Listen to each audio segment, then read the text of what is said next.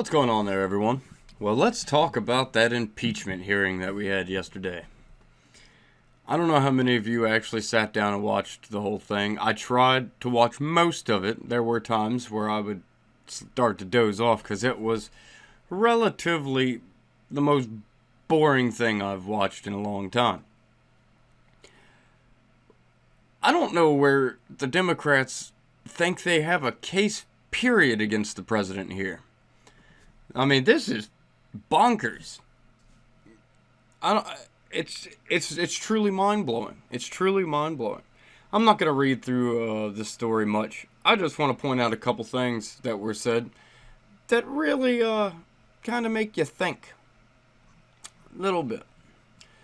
So everyone knows Jim Jordan. He is one of our powerhouse interviewers, I guess you could say. But yeah, he's kind of a powerhouse in there. And if you've watched it, it seems that a lot of the Republicans are becoming powerhouses because they're fed up with the nonsense. I mean, this is truly fake. What we're seeing here is a fake political impeachment process. It's nonsensical. I don't get it. And I do believe Adam Schiff opened the whole thing up pretty much with a lie, saying he didn't ever have any communication with the whistleblower.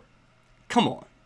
If you believe that, I got a plot of land on the moon I want to sell you. Alright. Jim Jordan asked, who was it?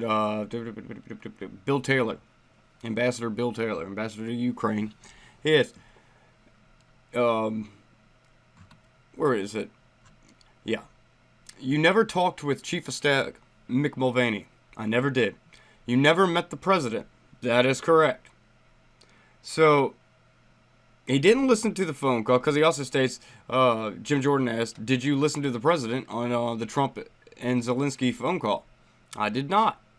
So, he didn't listen to the phone call. He hasn't talked to the chief of staff.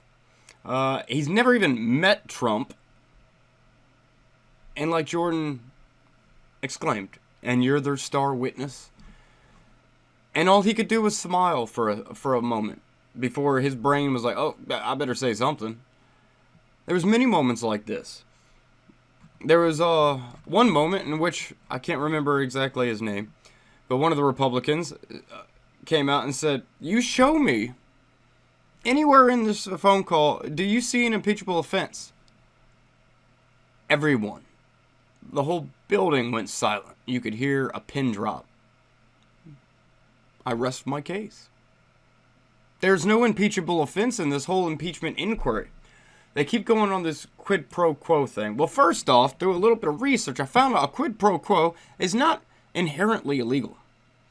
And as a matter of fact, I think if most people would take the time to get the exact definition and legal terms for quid pro quo, they would see that the quid pro quo happens to almost everybody every day in some form or another. It's just a fancy law term. It's just a fancy law term for, hey, I got this, you got that. How about we switch some information to work for each other, pretty much, to have this a reciprocal type deal. It's not a big deal. That happens all the time when it comes to foreign policy. All the time. I mean, famous case in point. Joe Biden. I love bringing this up because this is a perfect example of a quid pro quo going down. Joe Biden talking at some conference, surrounded by a bunch of people, sits there and says, well, my son works for Burisma, and they were being investigated by what he claimed to be a corrupt investigator. Okay, so he said to the Ukrainian president of the time, if this guy is not removed, you will not get this money and this aid. You will not until he is removed. And then what is Joe Biden? Well, son of a bitch, he got removed 6 hours later. That's a quid pro quo.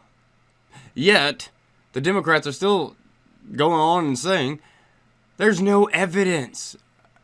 Are you insane? There's no evidence? There is video of Biden saying this out of his own face hole.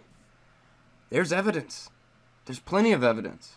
There's even evidence that, I can't remember the guy's name, but the guy who testified with Ambassador Taylor, there's even evidence of him saying that when he was working for the Obama administration, that he said that's a bad idea.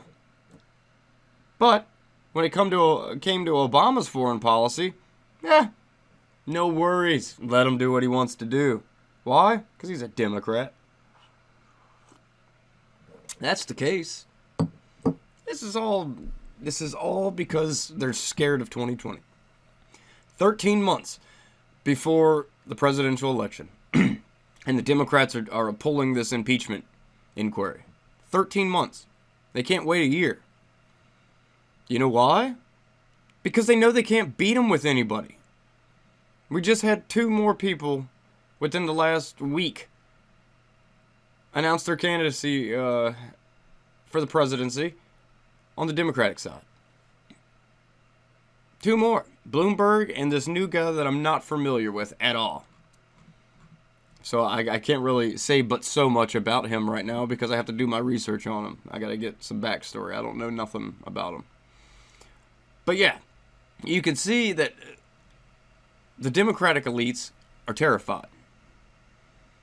The big Democratic, I don't want to say donors, I don't know, people that are interested in running for the presidency, they're nervous because Biden's still somehow in the lead with Warren right on his coattails. Biden, I don't even know if he's mentally inept enough to be the president anymore. He is not the sharpest knife in the drawer. And I'm not saying that to be mean. I'm saying that just to be factual. I mean, come on. How many gaffes does this guy have to make? He's sitting there. He'll be talking at a conference and stare at a wall while he's talking. That's not a good look for someone as old as him, as relatively unhealthy as him. Well, I'm not going to say he's very unhealthy, but he's had many health issues, many concerning health issues. Whenever you have to get surgery on your brain, I don't know if it's the brightest thing for you to be president because something might have happened. And in his case, I think something might have happened. But yeah, you got people coming out because they know even though he's the front runner, he's not going to win. There's no way he could beat Trump. But this is just crazy. This is crazy. What this is what it really comes down to is they don't like Trump's foreign policy. These smaller names throughout the administration. I can't really say they're part of his administration. They're really holdovers, a lot of them. But they don't like his foreign policy. So because they don't like it, they're causing this situation. That's all this is. This is an attack on his foreign policy situations, not anything he's actually truly done that would be considered a high crime or misdemeanor. There's just no crime there. There's really not. Look all you want and you're not going to find anything. This guy has been... Think about this, people. Trump has been investigated since before he was elected. Since before he was elected. The Obama administration was spying on him. Bill Barr said that. Came out and said it. Yes, I do believe spying occurred. I'm going to take his word for it. That guy's been around for a long time. He knows what he's doing. So I'm going to have to take his word for it. And nothing. The sheer fact that President Donald Trump has gotten as much done as he has is just phenomenal. He has been attacked, dragged through the mud. I mean, belittled at every point. The media's negative coverage is 96% because of their left-wing bias. I mean, this guy, and he's still such a powerful force to reckon with. Come on. I see why the Democrats are scared. I can see why they're scared. Because Trump is on it. He is on it. And do you really think he's going to let himself get caught up in something? I mean, it's unprecedented, the amount of leaks that we've had come out of this administration with these anti-Trumpers and whatnot. It's unprecedented. No one, I don't think, in history has ever seen this from their government. It's absurd. It's crazy. It doesn't make any sense. I just don't understand it. I don't understand it. And another, let's just click over here real quick. This really bothers the bejesus out of me.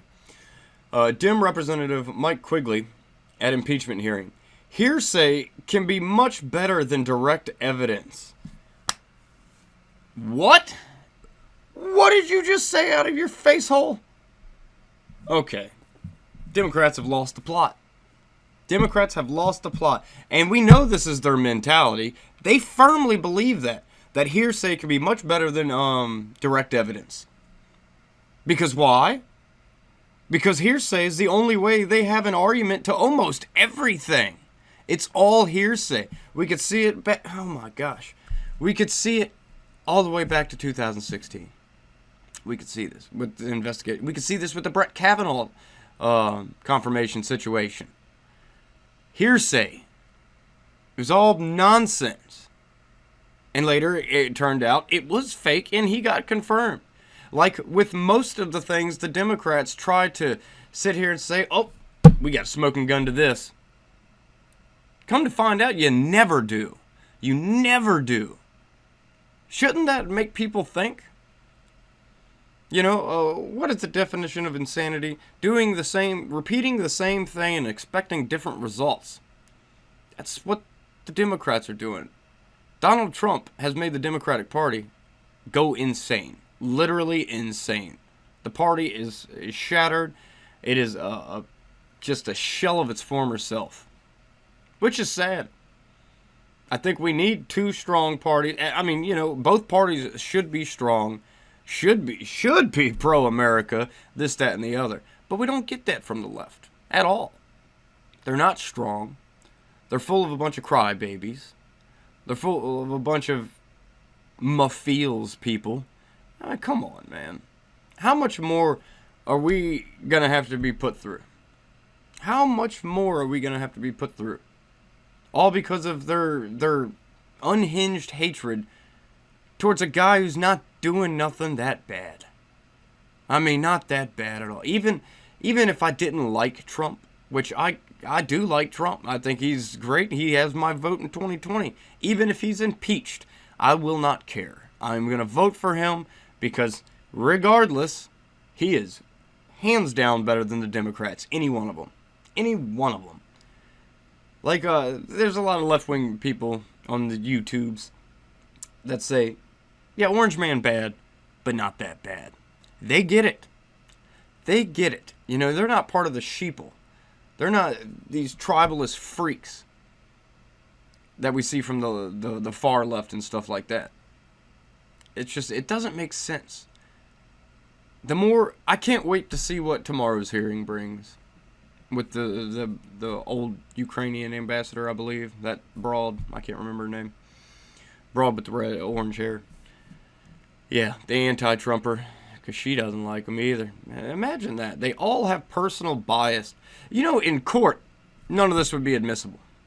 None of this would be admissible. There's a good chance if this was a court trial, it would be declared a mistrial. Because of so much personal hatred and bias on behalf of these people testifying. Almost, I mean, every single one of them are anti-Trumpers. Almost every single one of them come from the last administration. And almost every single one of them, actually, every single one of them don't have firsthand knowledge of the phone call. They don't even have firsthand. What have the Democrats been doing? How have they been picking their witnesses? You're not going to go straight for people that were on the call. And I get that the Trump administration is pretty much telling people, don't screw these subpoenas.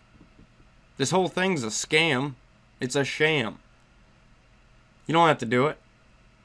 And really, it seems like they don't for the most part, because I think there is a thing called privilege, which a lot of these people have. They have privilege under the president. They don't have to talk bad about him, because that's all they want is for someone to come in and talk bad. But I don't know. We'll see what happens. I don't think the American people, seeing what we saw yesterday, the first day and the last day are usually going to have all your big things in it. Everything else is filler. Everything else is just filler. Well, if yesterday was supposed to be one of their big days, sorry, buddies. I ain't picking up what you're putting down. I don't see no problem. I don't see any problem. I see a president who is enacting his foreign policy. Sure, money was held for a little bit. But legally, he was within his rights to do so. Because there's a stipulation when it comes to withholding aid. When it comes to withholding aid to what is known to be corrupt government, which the Ukraine has been known to be a very corrupt government. Yes, Zelensky's a new president, and he's vowed to fight corruption. We will see. We will see. But, yeah, I'd love to hear your comments on this. I mean, it's just fascinating to me. It's fascinating that we're watching the complete destruction of the presidency. I think it was up to the left-wing Congress. There wouldn't be presidents. It would just be their group of people enacting everything and taking all your rights away. Because that seems to be what the left really likes to do, is chip away at your rights. But that's what we on the right are here for. We're conservatives because we believe in conserving the Constitution and what it stands for. But yeah, like I said, I'd love to hear your comments, whether you disagree, agree, or whether you just want to add something to it. I would love to hear it. And as always, like, share, and subscribe. I will catch you on the flip side.